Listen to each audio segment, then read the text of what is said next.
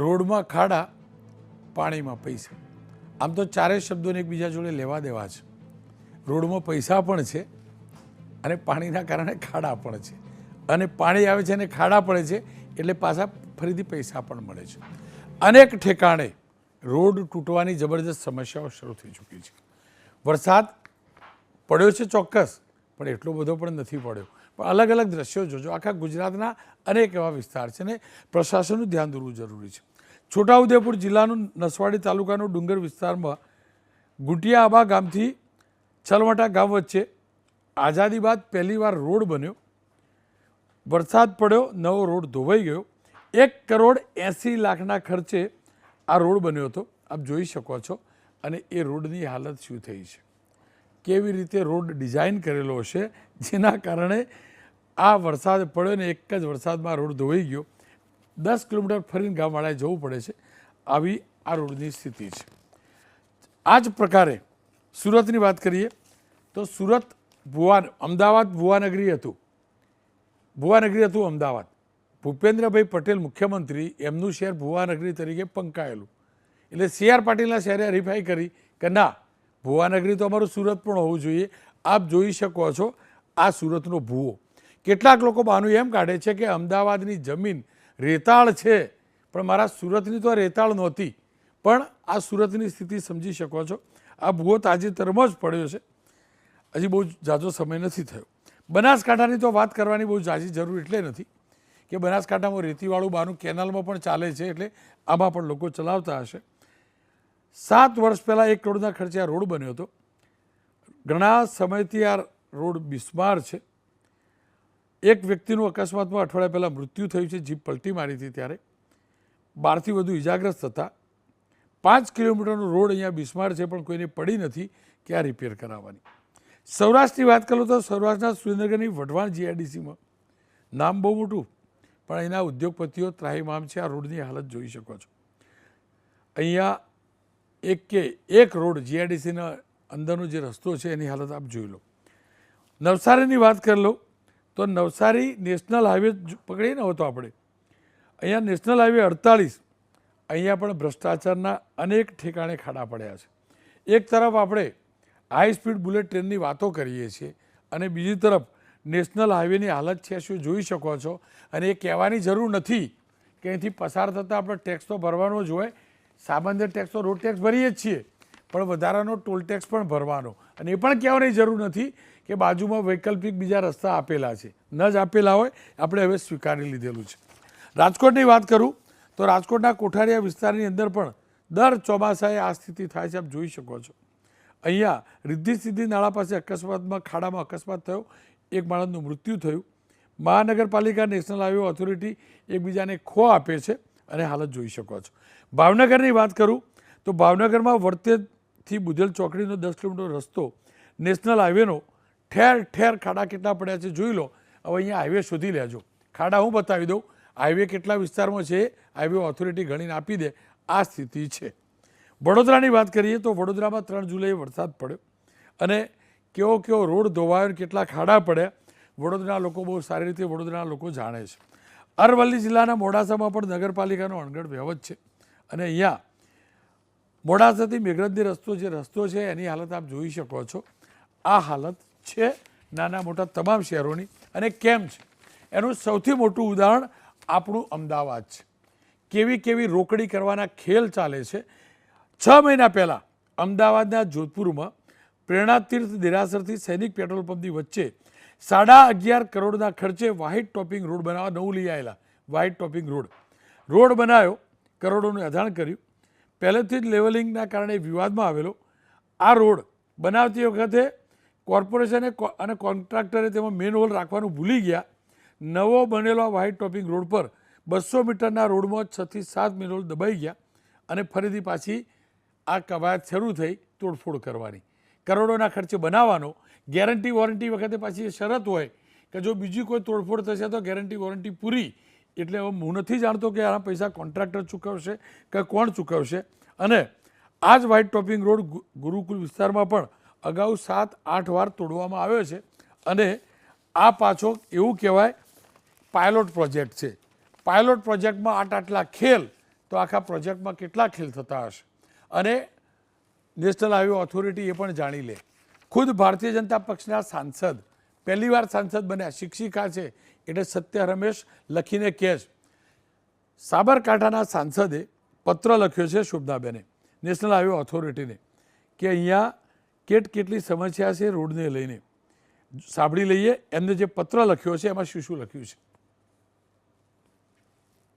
ચિલોડાથી જે રોડ શામળાજી સુધીના જે રોડ એમાં વચ્ચે ઘિયોડ ગણો કે મજરા પાટિયા ગણો, તાજપુર ગણો, ત્યાં આગાડી આજુબાજુના સર્વિસ રોડ ઉપર ખાડા પડી ગયા હતા અને બ્રિજ પર પણ ખાડા પડ્યા હતા. એની રજૂઆતો મારી પાસે વારંવાર આવી હતી. એટલે મેં project director Shri national highway ઓથોરિટીને જાણ કરવા સારું પત્ર લખીને જણાવ્યું હતું કે આ ખાડા સત્વરે પૂરા કરાય અને જનતાને પડતી જે મુશ્કેલી છે એ દૂર થાય. એના માટે મેં લેખિત રજૂઆત કરી દીધી છે અને ટૂંક સમયમાં ખાડા પૂરવાનું કામ શરૂ થઈ જશે અને જનતાને પડતી હાલાકી મુશ્કેલી દૂર થશે. ઉર્વિશભાઈ ભારતીય જનતા પક્ષના નેતા જોડાયા છે અને પાર્થિવરાજસિંહ કોંગ્રેસના નેતા જોડાયા છે. હું પોલિટિકલ ચર્ચા એટલે કરતો હોઉં છું કે એ વાત સરકાર સુધી પહોંચે અને વિપક્ષને એટલે જોડતો હોઉં છું કે વિપક્ષ પણ પોતાની વાત મૂકે અને વિપક્ષના ધ્યાનમાં ન હોય તો એ પક્ષ તો છે એના પણ જનપ્રતિનિધિઓ છે એમના ધ્યાનમાં પણ આવે. ઉર્વિશભાઈ, આ સ્થિતિ કેમ? સૌપ્રથમ તો આપને અભિનંદન કે આ ખૂબ જ સમયસર આપે પ્રશ્ન ઉપસ્થિત કર્યો છે અને સમગ્ર પ્રજા કોઈ પણ રાજકીય પક્ષ સાથે સંકળાયેલ હોય, ભારતીય જનતા પાર્ટી છે કે કોંગ્રેસ છે કે અન્ય છે, દરેકને આ પરિસ્થિતિમાંથી પસાર થવાનું છે. અને મહત્ત્વની વાત એ છે કે ખરેખર વાસ્તવિકતા શું છે. આપનો હંમેશા પ્રયત્ન એ હોય છે કે વાતને ઉજાગર કરવી અને સકારાત્મકતા એમાં શું છે એ વાત પણ પ્રજા સુધી પહોંચે. તો મૂળ વાત એ છે રોનકભાઈ કે આવું કેમ થાય છે. તો છેલ્લા કેટલાક સમયથી જે પ્રમાણે આબોહવામાં પરિવર્તન આવ્યું છે એટલે આપણે સતત 43, 44, 46 ડિગ્રી, 48 ડિગ્રી સુધી ગરમી પડે છે. ડામરને પણ આ ગરમી સાથે સંબંધ છે. આપણે કોઈ પણ પ્રકારનો બચાવ કે રાજકીય પક્ષ લેવાની વાત નથી, પરંતુ વાસ્તવિકતાને ઉજાગર કરવાની વાત છે. આબોહવામાં આવેલ પરિવર્તનને કારણે રોડ ઉપર ક્રેક્સ, ક્યાંક કોઈક ટેકનિકલ ખામી હશે, ક્યાંક કોઈક માનવસર્જિત ભૂલ હશે, પરંતુ સાથે આ કુદરતની વાત પણ જોડાઈ છે. એટલે 46 ડિગ્રી ગરમી એ રોડ પણ નથી સહન કરી શકતો. એટલે એમાં માઇનોર ક્રેક્સ થાય છે. અને પછી જ્યારે બીજું પ્રેશર એટલે વરસાદનું પ્રેશર આવે છે તો જેમ ગરમીમાં 46 ડિગ્રી સુધી પહોંચે છે એમ વરસાદ પણ પેટર્ન બદલાઈ છે. કલાકમાં 4 ઇંચ વરસાદ આપણે પહેલાં નહોતા જોતા અને છેલ્લા કેટલાક વર્ષોમાં એ પ્રમાણેની પેટર્ન આવી છે. 1-2 કલાકમાં 4, 5, 6, 10 ઇંચ વરસાદ પડી જાય છે. અને જે ગરમીને કારણે માઇનોર ક્રેક્સ હોય છે અને એના ઉપર પ્રેશર આવવાથી એ પ્રોબ્લેમ્સ ત્યાં આગળ ઊભા થાય છે, જે આપણે સ્વીકારીએ છીએ. એટલે એમાં કુદરત સર્જિત છે એક હોનારત, એક માનવ સર્જિત છે કોઈ ટેકનિકલ ક્ષતિને કારણે છે. અને એ વાત બહુ સહેલી છે કે ભ્રષ્ટાચારની સાથે એને જોડી દેવામાં આવે. હશે ભ્રષ્ટાચાર, અમે એવું નથી કહેતા કે અમે એના ઉપર સંપૂર્ણ વિજય મેળવી લીધો છે, પરંતુ એક વાત કહો રોનકભાઈ કે કોઈ પણ રાજકીય પક્ષને આ પ્રમાણેની જે પરિસ્થિતિ સર્જાય એ રાજકીય રીતે પોસાય નહીં. એટલે એમાં જનતાનો ખોફ વધે છે, આક્રોશ વધે છે. કોઈને પણ નુકસાન થાય એ રાજકીય પક્ષને પોસાય નહીં. એટલે ભ્રષ્ટાચાર માટે પણ શું કરી શકાય, ટેકનિકલ ક્ષતિ માટે શું કરી શકાય, કે કુદરતની જે પરિસ્થિતિ, જે આબોહવા બદલાઈ છે એના આધારે પણ જે રેઝિસ્ટન્સ જે આપણે જાહેર બાંધકામોમાં ઊભું કરવાનું છે, એના માટે નવા ધારાધોરણો કરવાના છે, તો એ અંગે શું કરી શકીએ એ બાબતે ભારતીય જનતા પાર્ટી હંમેશા સક્રિય રહી છે. અને એના કેટલાક આપણે ઉદાહરણ જોઈએ છીએ. કે એક અમદાવાદ શહેરની વાત છે તો પારડીમાં સંસ્કાર કેન્દ્રની બાજુમાં એક કંટ્રોલ સેન્ટર સેટઅપ કરવામાં આવ્યું છે. ત્યાં 24 કલાક 365 દિવસ એ ચાલુ હોય છે. સવાલ એ હોય છે કે ફરિયાદ એમને મળે, એમના માહિતી એમને મળતી થાય, એના તરત જ એ લોકોનો સ્ટાફ રેડી હોય છે અને સ્થળ ઉપર જઈને એ જે કોઈ ક્ષતિ હોય એ દૂર કરવાનો પ્રયત્ન કરે છે. આ ફેક્ટ છે. બીજું કે જે સિસ્ટમ એક એવી ઊભી કરવામાં આવી છે કમ્પ્લેનની કે 155 303 ઉપર ફોન કરવાથી એ તાત્કાલિક એની અસર થાય છે અને સિસ્ટમ કામ કરતી થઈ જાય છે. ત્રીજી મહત્ત્વની વાત છે કે જે નવા બાંધકામો થઈ રહ્યા છે એ બાંધકામોને બીયુ પરમિશન આપતા પહેલાં પર્કોલેટિંગ વેલ કરવાની એક ફરજ પાડવામાં આવે છે. પર્કોલેટિંગ વેલને કારણે સ્ટોમ વોટર જે ભરાય છે વરસાદમાં એ જમીનમાં 50-60 ફૂટ નીચે એ જે વેલ કરવામાં એમાં ઉતરી જાય છે અને ભૂગર્ભમાં પાણીના તળ પણ એનાથી ઊંચા આવે છે. એટલે આ પ્રકારની વ્યવસ્થાઓ જે નીતિ આયોગે 2 વર્ષ પહેલાં એક અર્બન પ્લાનિંગનો અને બીજા કે સેમી અર્બન પ્લાનિંગ, આપણે નેશનલ હાઈવે ઓથોરિટી છે એટલે નેશનલ હાઈવે બને છે, પણ સ્થાનિક સ્વરાજ્યની સંસ્થાઓ એમાં ત્રુટીઓ કે એમાં પ્રોબ્લેમ્સ આવે તો કેવી રીતે એડ્રેસ કરી શકાય, એના માટે એક બહુ જ વ્યવસ્થિત નીતિ બનાવી છે અને એનો અમલ થાય એ માટે દરેક સ્થાનિક સ્વરાજ્યની સંસ્થાને ફરજ પાડવામાં આવી રહી છે. હવે કેટલો સુચારુ અમલ થાય છે, આપનો જે પ્રશ્ન, આપણા બધાનો પ્રશ્ન છે કે જે ગુણવત્તા, એક તો પૂર્વ તૈયારીની ગુણવત્તા, એ જાહેર બાંધકામ કે ખાનગી બાંધકામ કે જે કંઈ હોય એની ગુણવત્તા, અને બીજું કે આપણે વેધરની સાથે બદલાતા આબોહવાની સાથે આપણે કેવી રીતે આપણે એ રેઝિસ્ટ કરી શકીએ છીએ એ ક્વોલિટી. ખેર, એક વાત સાથે હું ક્યારેય એટલે સંમત નથી. અમદાવાદનો વ્હાઇટ ટોપિંગ રોડ એમ કહે કે 6-7 મેન હોલ હતા, એના ઉપર વ્હાઇટ ટોપિંગ રોડ ભૂલથી થઈ ગયો અને પછી તોડવાના, એનો મતલબ આ ભ્રષ્ટાચારનું જ ગાબડું હતું. આ ભ્રષ્ટાચારનું ગાબડું હતું. જો કંટ્રોલ રૂમ અધિકારીઓની નજર હોય તો કેમ ના દેખાય ભાઈ?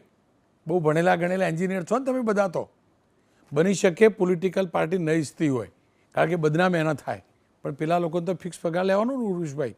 આ બધું દેખાય ને પછી ગેરંટી વોરંટીના નામે જતું રહે. આ ખેલ છે, પાક્કું છે. વ્હાઇટ ટોપિંગ રોડના અંદર તમે મેન હોલ ભૂલી ગયા અને પછી પાછું ઉપર ચોપડી દીધું અને પાછું ફરીથી તોડીને નવું બનાવ્યું. વાહ ભાઈ વાહ, આ ખેલ છે. આ ભ્રષ્ટાચારના ભૂવા છે અમદાવાદના. પાર્થિવરાજસિંહજી, આપ શું માનો છો? શું કારણ આ પ્રકારની સ્થિતિનું? ભાઈ, ખાસ કરીને આજના દિવસે અષાઢી બીજનો દિવસ છે. સૌ શ્રોતાજનને જય જગન્નાથ અને અષાઢી બીજની શુભકામનાઓ. સાથે સાથે ભગવાન જગન્નાથ આપણને આ ખાડાઓથી બચાવે, ભૂલથી આપણા પરિવારના કોઈ પણ સભ્ય આ ખાડાઓમાં પડે નહીં એનું ધ્યાન રાખે. પરિસ્થિતિ ગુજરાત રાજ્યની એ છે કે રોડમાં ખાડો છે કે ખાડામાં રોડ છે એ સમજાતું નથી. વારંવાર આ પરિસ્થિતિ થાય. આપણે હમણાં સુરતની ઘટનાની વાત કરી, જે નેશનલ હાઈવે અમદાવાદ ને મુંબઈને જોડતો હાઈવે છે, એમાં કામરેજથી કડોદરાની વચ્ચે કદાચ મેં એવા જોયા છે કે 2 ફૂટના ખાડા હોય. આમ ટાયર અંદર નાની ગાડી હોય ને તો માંડ નીકળે એ પ્રકારની પરિસ્થિતિ જોઈ છે.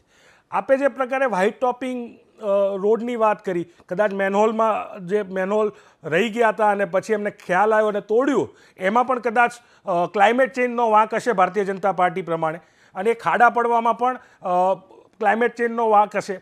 જે ટનેલ જેવા ભૂવા પડે છે, આપણે ભૂપેન્દ્રભાઈના મત વિસ્તારમાં, શીલજ વિસ્તારમાં આપણે જોયો કે આખો રોડ ખાડો જાણે ટનેલ હોય, ટ્રક આખી અંદર જતી રહે. એ ટનેલનું કારણ પણ કદાચ ક્લાઇમેટ ચેન્જ હોય એવું ભારતીય જનતા પાર્ટીને લાગતું હશે. અથવા તો જે સુરતનો આજનો ખાડો 4 વ્હીલ અંદર જતી રહે એવડો મોટો ભૂવો હતો, એ પણ કદાચ ક્લાઇમેટ ચેન્જનો વાંક કાઢી શકો. પણ તમે સ્પષ્ટપણે એવું કહો કે આમાં સરકારી અધિકારીઓના ભ્રષ્ટાચાર છુપાયેલા છે, આમાં નેતાઓની નિયત જે ખોરી છે એ છુપાયેલી છે, નેતાઓનો ભ્રષ્ટાચાર છુપાયેલો છે. આપણે ઘણી વખત એવું જોયું. આ જૂનું અમદાવાદ આપણે જોઈ લઈએ. આપણે એમ કહીએ છીએ, હમણાં એવી વાત નીકળી કે અમદાવાદ રેતાળ છે એટલે ભૂવા પડે છે.